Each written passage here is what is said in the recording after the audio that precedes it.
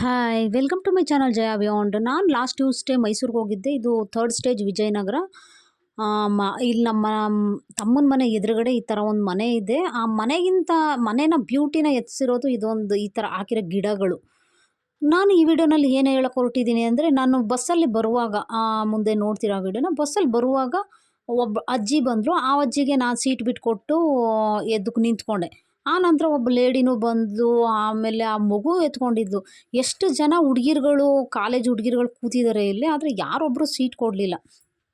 ಮಗು ಎತ್ಕೊಂಡಿರ್ತಾರೆ, break kick ಹೊಡೆದ್ರೆ ಮಗು ಬೀಳ್ಬೋದು, ತಾಯಿ ಬೀಳ್ಬೋದು. ಇಟ್ಕೊಳ್ಳೋಕ್ಕೆ ಒಂದು ಕೈಯಲ್ಲಿ ಗ್ರಿಪ್ ಇಟ್ಕೊಂಡು ನಿಂತ್ಕೋಬೇಕು.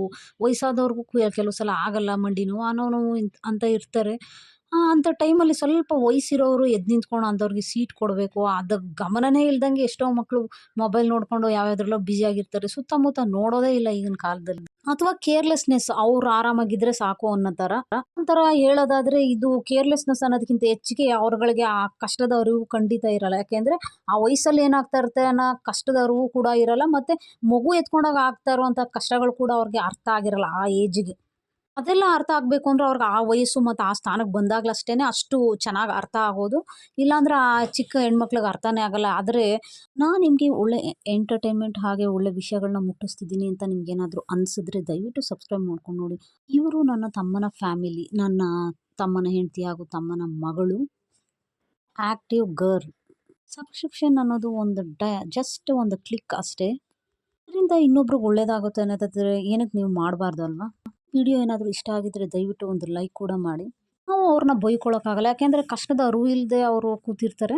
ನಾವು ಅವ್ರನ್ನ ಬೈಕೊಳ್ಳೋದು ಬದಲಿಗೆ ನಾನು ಹೇಳೋದು ಏನಂತಂದರೆ, ನಮಗೆ ಈ ಏಜಲ್ಲಿ ಕಾಲೇಜ್ಗೆ ಹೋಗಿ ಬರೋದೇ ಸಾಕಾಗೋಗಿರುತ್ತೆ. ಹಿಂಸೆ ಅಂತ ಅನ್ನಿಸ್ತಾ ಇರುತ್ತೆ. ಬ್ಯಾಗ್ ಹೊತ್ಕೊಂಡು ಅವರು ಏನು ಆರಾಮಾಗಿರ್ತಾರೆ ಅಂತಲ್ಲ, ಬ್ಯಾಗ್ ಹೊತ್ಕೊಂಡು ಕಷ್ಟಪಟ್ಕೊಂಡು ಬರ್ತಿರ್ತವೆ. ಗಂಡು ಮಕ್ಕಳಾದರೆ ಎಷ್ಟೋ ಮಕ್ಕಳು ಬಸ್ ಇದರಲ್ಲೆಲ್ಲ ನೇತಾಕೊಂಡು ಬಸ್ ಸೀಟ್ ಸಿಕ್ಕರೆ ಸಾಕಪ್ಪ ಅನ್ನೋ ಥರ ಅವ್ರಿಗೂ ಹಿಂಸೆ ಆಗ್ತಾ ಇರುತ್ತೆ. ಕಾಲೇಜು ಸ್ಕೂಲ್ ಮಕ್ಕಳು ವಯಸ್ಸಿದೆ ಅಂದ ಮಾತ್ರಕ್ಕೆ ಅವ್ರಿಗೆ ಕಷ್ಟ ಇಲ್ಲ ಅಂತಲ್ಲ.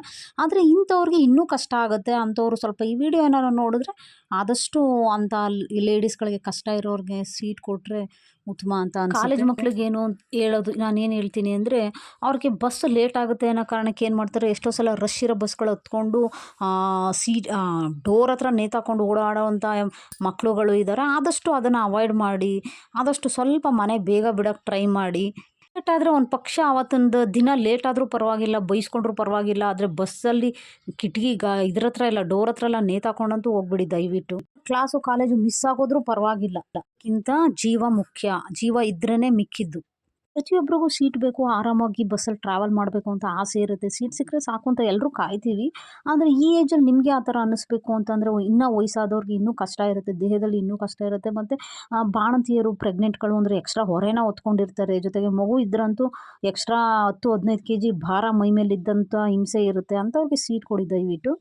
ಈ ವಿಡಿಯೋ ನಿಮಗೆ ಇಷ್ಟ ಆಗಿದ್ದಲ್ಲಿ ಲೈಕ್ ಮಾಡಿ, ಕಾಮೆಂಟ್ ಮಾಡಿ, ಶೇರ್ ಮಾಡಿ. ಯಾರ್ಯಾರು ನನ್ನ ಚಾನಲ್ನ ಸಬ್ಸ್ಕ್ರೈಬ್ ಮಾಡದೆ ನೋಡ್ತಾ ಇದ್ದೀರೋ ದಯವಿಟ್ಟು ಸಬ್ಸ್ಕ್ರೈಬ್ ಮಾಡ್ಕೊಂಡು ನೋಡಿ ಅಂತ ಕೇಳ್ಕೊತೀನಿ. Thank you so much.